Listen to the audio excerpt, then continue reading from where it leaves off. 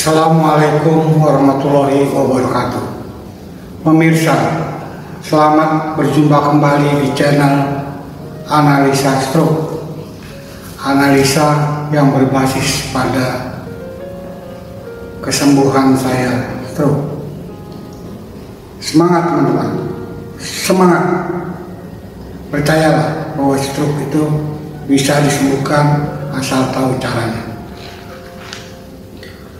Pada bagian ini, saya mencoba menjawab beberapa pertanyaan yang sudah lama sebetulnya tersimpan. Tapi saya memang 5 bulan terakhir ini tidak aktif di channel Analisa Stroke karena saya juga punya channel lainnya. Tapi saya lihat banyak sekali teman-teman yang membutuhkan pertanyaan-pertanyaan dan lain sebagainya, dan saya lihat channel Analisa Stroke ini juga hidup. Walaupun saya tidak membuat YouTube selama sekian bulan, tetapi setiap hari saya lihat di analisanya itu selalu saja ada yang menonton. Karena itu saya berpikir saya harus kembali membangun channel ini agar bermanfaat bagi pemirsa, terutama yang saat ini sedang menderita stroke. Saya mencoba menjawab pertanyaan dari Saudara Fajar Agung. Ini pertanyaan ini sudah 3 bulan yang lalu. Om, aku kena stroke kanan, pecah pembuluh darah, udah 4 bulan, umur 37 tahun, mati rasa, apakah bisa sembuh? Pertanyaan ini diajukan 3 bulan yang lalu. Pada saat itu sudah 4 bulan, berarti Saudara Fajar Agung ini sudah menderita stroke pada posisi sekarang adalah 7 bulan, dan statusnya adalah pecah pembuluh darah, mati rasa, apakah bisa sembuh? Saudara Agung, saya panggil Adinda Agung karena umurnya jauh dari saya. Umur saya sekarang 67 tahun. Jadi sementara umur Adinda Agung ini 37 tahun, jadi berbeda 30 tahun dengan saya. Adinda, saya ini terkena stroke di umur 58 tahun, yaitu pada tahun 2012. Jadi bayangkan, saya yang setua itu masih bisa survive, apalagi Adinda Fajar Agung yang berumur masih 37 tahun. Yakinlah bahwa bisa sembuh asal tahu caranya. Dan mati rasa, ya mati rasa. Kalau pecah pembuluh darah umumnya memang mati rasa. Jadi tangan tidak terasa, dicubit pun tidak terasa. Ini saya mengalami. Dicubit tangan saya tidak terasa, bahkan dibakar dengan korek api tidak terasa, atau melepuh saja. Kaki juga begitu. Tangan tidak bisa dibuka. Kaki kaku, kaki menapak ke lantai seperti baal. Jadi itulah kondisi orang yang hemoragik. Saya maklumi, mati rasa. Apakah bisa sembuh? Bagaimana caranya? Jadi Adinda Fajar, saya bercerita, saya mau bercerita sedikit. Ketika saya menghadapi problem itu, problem mati rasa di beberapa bagian yang terdampak stroke, memang agak mengkhawatirkan. Tapi saya ini orangnya merasa penasaran, mengapa kok dulu saya normal, kok sekarang saya tidak normal. Karena itu saya sering bertanya-tanya kemana-mana. Akhirnya singkat cerita, bertemulah saya dengan terapi kasur panas Itu kalau nggak salah buatan Korea, saya juga nggak paham itu. Tapi saya 2 bulan di situ. Setiap habis maghrib saya datang ke rumah orang yang membuka praktek itu, terapi itu, dan saya tidur selama 1 jam. Alhamdulillah ada perubahan. Saya kagetnya begini, ketika saya dikasih pemanas kalau misalnya 40 derajat itu, tiba-tiba melentis seperti cacar air. Wah, saya kemudian optimis ini, oh kalau itu ada pengaruhnya. Saya pikir tadi sudah mati sama sekali. Ternyata mulai melentis seperti cacar air, dan saya menjadi percaya diri bahwa ini bisa disembuhkan. Dan kemudian di samping saya tidur di kasur Korea itu ya terapi, coba cari barangkali di kota Adinda Fajar ada yang praktek itu, coba gitu. Kemudian ya mungkin tidak bersamaan tapi ada selang waktu saya terapi akupuntur, karena akupuntur itu bisa mengangkat enzim. Saya juga nggak paham, tapi saya ikutin aja. Saya ikut terapi itu cukup lama juga. Nah kemudian terjadi perubahan-perubahan, dia mulai terasa ya kan, tadinya mati rasa menjadi terasa, menjadi normal. Dan saya berjalan selama periode krisis. Periode krisis maksudnya itu mungkin masih dalam periode yang mati rasa itu. Saya jalan kaki, kebetulan ada area di jalan raya yang tanahnya itu jalannya itu agak rusak, jadi ada batu menggerinjul-gerinjul gitu. Nah saya jalan ke mana? Saya jalan bolak-balik. Jadi kaki saya itu, telapak kaki saya tidak pakai sandal, sengaja saya injakan kepada benjolan-benjolan kayu batu itu. Terus sambil tangan saya bermasalah, saya kibas-kibas dulu. Saya kibas-kibaskan ini. Tadinya kaku, ya tadinya tidak bisa dibuka, tapi lama-lama alhamdulillah. Ini satu kejadian. Ketika saya tertidur, tangan saya kan kaku. Tiba-tiba saya menggeliat, bangun tidur, menggeliat dan terbuka. Allahu Akbar. Sampai saya berteriak Allahu Akbar. Satu keyakinan dalam diri saya bahwa ini bisa, ini bisa, ini bisa. Begitulah Adinda Fajar, insya Allah bisa. Dan saya sejak saat itu saya banyak belajar baca-baca buku kesehatan. Jadi saya minum jus timun setiap hari, pagi, siang, sore timun, kemudian jus buah, mau apel, mau apa makan ya. Jadi saya mengkonsumsi itu tiap hari itu, dan akhirnya terjadilah perubahan-perubahan, dan kemudian disiplin. Yang saya katakan di video sebelumnya, pantang makan makanan yang saya sebutkan. Kemudian semangat berjalan, karena yang paling mudah untuk berulang-ulang itu jalan kaki.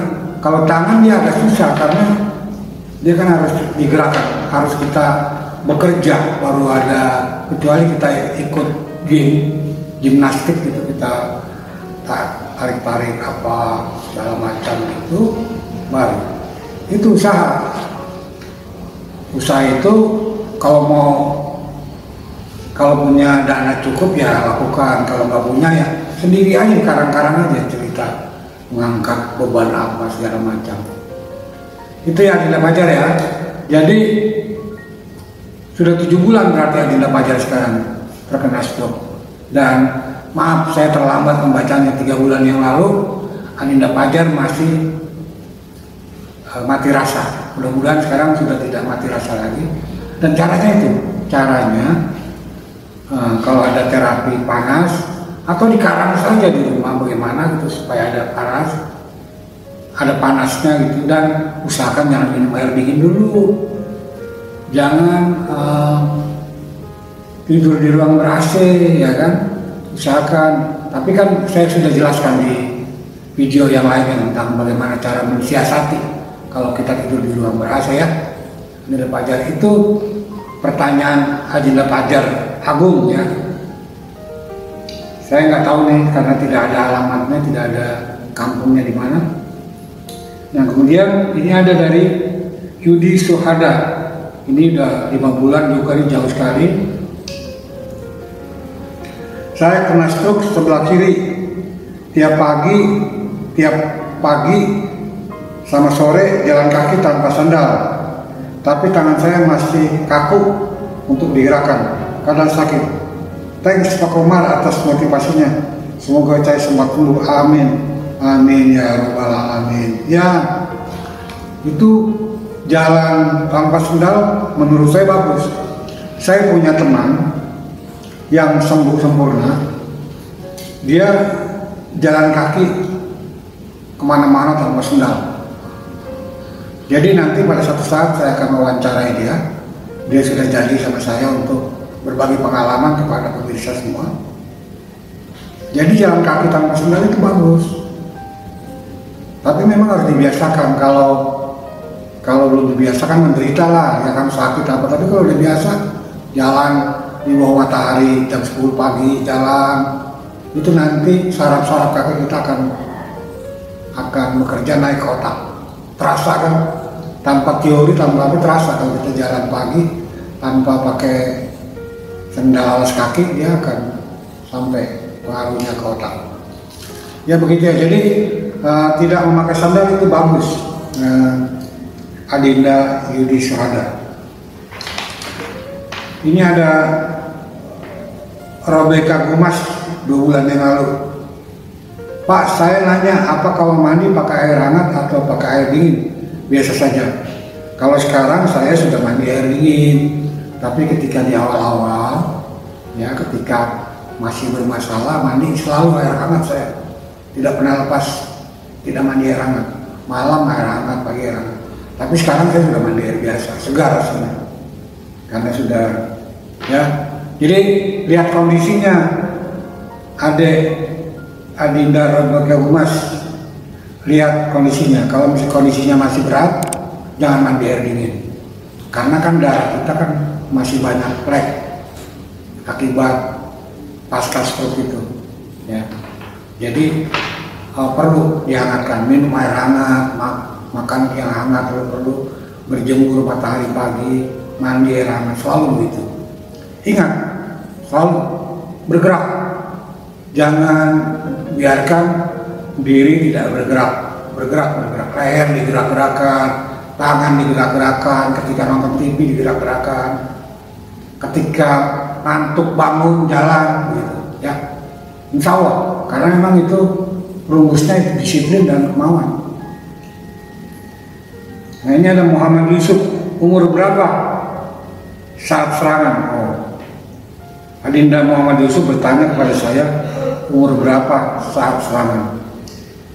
Yaitu ketika saya umur 58 tahun, umur yang tidak muda lagi. Tapi alhamdulillah ya, dengan izin Allah, saya sekarang sembuh lagi, bisa beraktivitas lagi bersama kawan-kawan, jalan-jalan kemana-mana, bergembira ria, ya kan, bekerja berkarya, ya kan, membuat YouTube, ya kan. Sekarang saya punya 3 channel. Channel ini yang saya mau bangun sekarang, channel lain ada saya. Jadi itu kreativitas yang saya bangun agar saya tidak jenuh, agar saya bisa berkarya dan bermanfaat. Itu ya, Adinda ya. Jadi umur saya ketika itu 58 tahun. Nah, perlu saya informasikan kepada Adinda, video saya sebetulnya belum banyak, baru 30 video ini, 31, 32 dengan yang ini yang saya bikin. Tapi rata-rata yang nonton video saya itu adalah antara umur 30 sampai 44 tahun. Jadi masih muda-muda sekali. Saya juga nggak paham apakah ini karena kena stroke atau memang menonton karena untuk orang tuanya atau sebagainya. Jadi ingat ya, adik-adik, masih muda, masih urat-urat masih kuat, otot-otot masih kuat, pasti sembuh. Asal tahu caranya, semangat dan disiplin. Ikuti terus video saya insya Allah nanti akan terbaca alur ceritanya. Kemudian ini ada Uriah Hamzah 5 bulan. Sudah 5 bulan yang lalu, Pak, bagaimana caranya meluruskan siku yang kaku? Sudah 9 bulan saya menderita stroke. Saya tidak tahu meluruskan siku yang kaku dan jari yang susah membuka. Nah ini ya, ini kan sudah 9 bulan. Sebetulnya saya bilang itu bagi stroke pemula itu harus melakukan perjuangan yang sangat luar biasa. Karena ketika kita kena stroke pertama kali, itu tubuh kita masih lentur, masih bisa diolah. Tapi kadang-kadang saya melihat ya orang-orang itu tangannya ditekuk begini, memang enak, nyaman rasa tekuk begini rasanya. Tapi ketahuilah, ini dia nanti akan menjadi kaku kalau begini. Dan ketika digini kan sakit sekali, susah. Nah ini jadi masalah. Tangan juga begitu. Saya bilang tangan tadi itu harus dilempar-lempar begini, dibanting-banting, ya kan? Dikasih obat gosok penghangat agar dia lentur. Gitu. Kalau sudah kaku, bagaimana? Nah, saya tidak punya pengalaman itu, tapi saya sering melihat orang yang melakukan pengobatan itu. Jadi sebaiknya datang ke rumah sakit yang punya fasilitas terapi medik.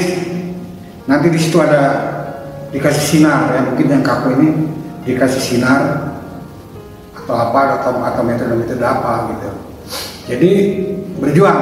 Jadi datang ke rumah sakit yang mempunyai fasilitas itu. Nanti ada dikasih sinar, saya lihat ada yang dikasih sinar tuh dia kemudian baik segala macam.